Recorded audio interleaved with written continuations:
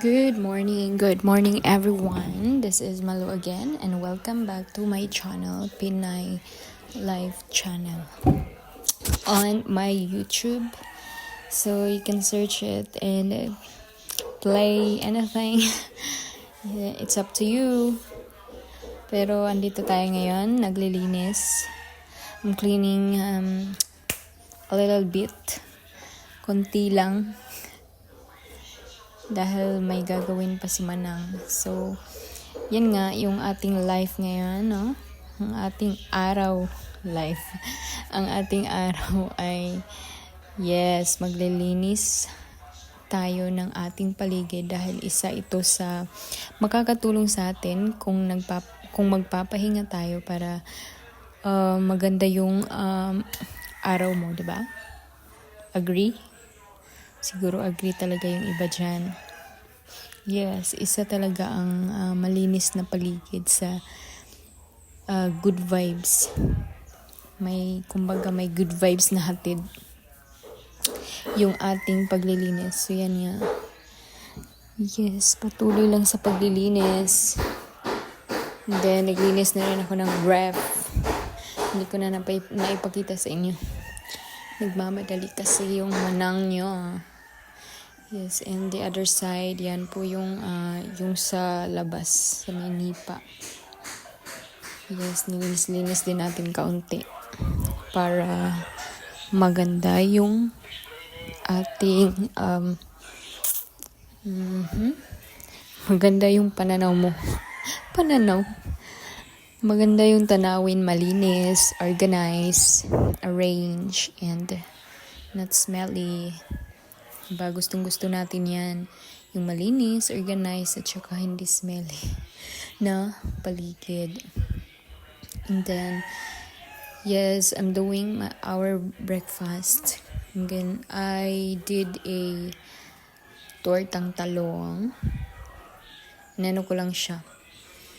Yes, multitasking ako. Kasi habang nagsugba. Habang yan, pinabalatan ko siya. Tapos, habang nasa kalan yan, kanina, gumawa na ako ng pang-coat ng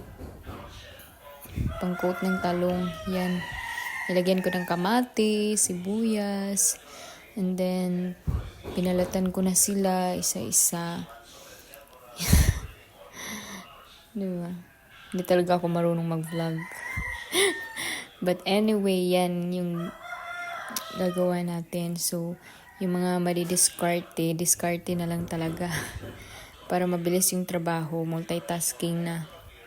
Habang nagpapakulo ako doon sa kabila ay dahil hindi pa naman naluto. So, ginawa ko na yung talong. Tapos, dinip lang natin dyan ng mga ilang minutes. Kasi inaantay ko rin na maluto yung tinola. Yes.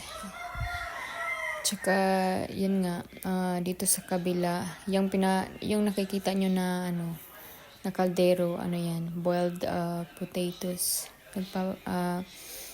Nagsaing na rin ako ng mga sweet potatoes, kamote, at saka green bananas. Meron din ako sa kabila, tinolang isda rin ako.